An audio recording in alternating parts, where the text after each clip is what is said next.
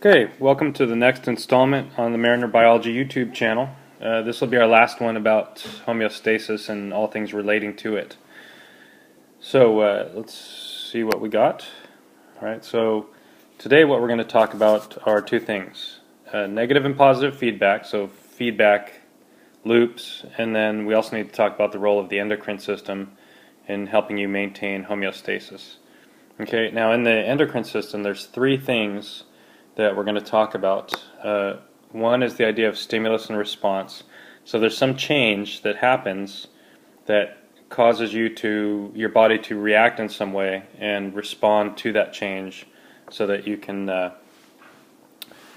bring yourself back to that set point we've been talking about. Okay, and then the role of glands and hormones in the endocrine system. Those things make up the endocrine system, and then the target cells that the endocrine system is acting upon, the hormones are directly causing an effect on. Okay, so those are our three things. And here we go. And now we can talk a little bit more about negative feedback. And what I want to do is write down the definition of negative feedback that your textbook gives you. Okay, so we'll let that come out.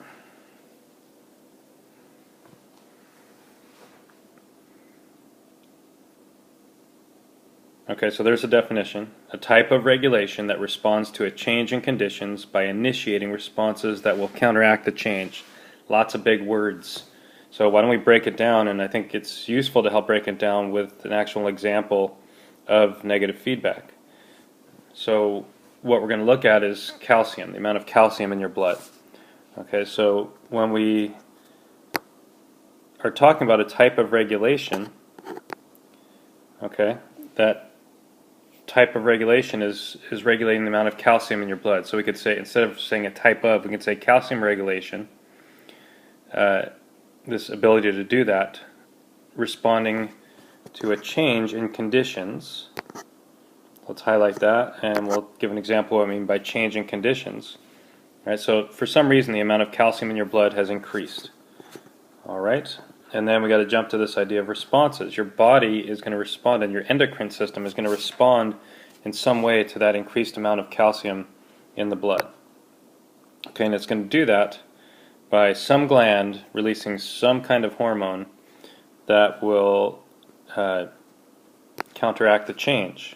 And with counteracting the change, we mean reducing the amount of calcium in the blood, trying to get back to that set point.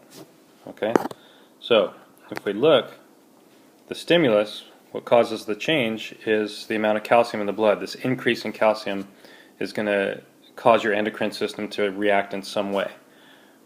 Okay, and then the response is the change that your endocrine system causes in your body to help reduce the amount of calcium in the blood. So your endocrine system responds, and then you respond by reducing the amount of calcium in your blood. So we're going to take a closer look at that. Okay, we've talked about how calcium is regulated in your blood, and you'll have an opportunity to think more about that in a little bit.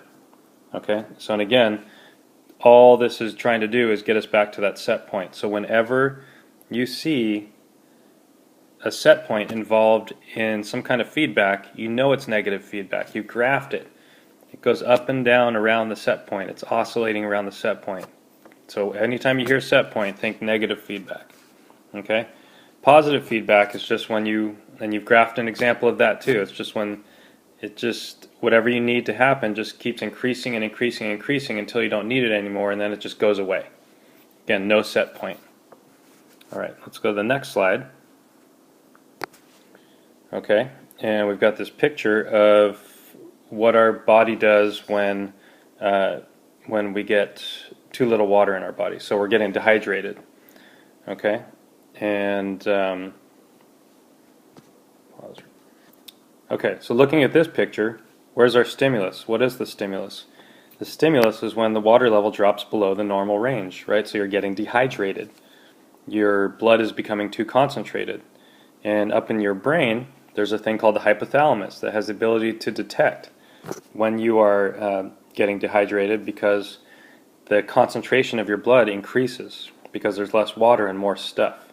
So that's what it means when it says higher concentration of solutes in the blood, right? So this whole idea of detection, your body has the ability to detect the stimulus, and then we're going to respond in some way. And your body responds by your hypothalamus sending signals to another part of your brain called the pituitary.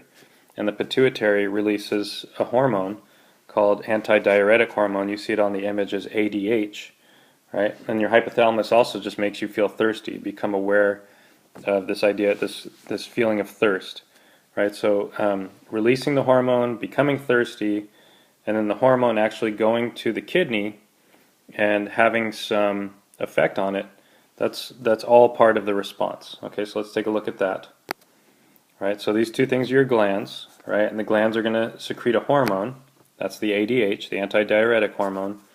And the hormone is going to go to the target cells in the kidney and tell the kidneys to reabsorb water. Don't let water go into the bladder. Please don't do that. We're low on water, so we want to try to conserve it. Okay? So here's how all these things are interacting. You got glands, hormones, target cells, stimulus and response, your body's ability to detect the stimulus. And what I would like you to do is this. Go to your book, look at the bottom half of this diagram that's in your book. It's on page 713. And what I want you to do is kind of think about what we just did here in this image, but think about it in terms of water level. You have too much water in your body. Okay, so your blood is too thin. Right, the concentration of solutes is going to be lower in your blood, and your body's going to respond in some way. So think about what the stimulus is, how you detect it, what the response is, which glands are involved, which hormones are involved, and which target cells are involved, if any. Okay? So I hope that helps. And another thing you can do is, when we look at this next slide, so you can start to do the same kind of thing. Think about which glands and hormones and target cells are involved. Think about what the stimulus is. Think about what the response is for things like temperature. So see if you can fill out this entire diagram. You can look in your book, right? Here's one for temperature. Here's one for blood calcium. And here's another one for blood sugar, blood glucose, right? These are all feedback loops. So if you can figure out, which glands are doing their thing, which hormones are being released, what target cells are being acted upon, and what kind of changes are being made to bring you back to the set point and maintain homeostasis, then you should be good.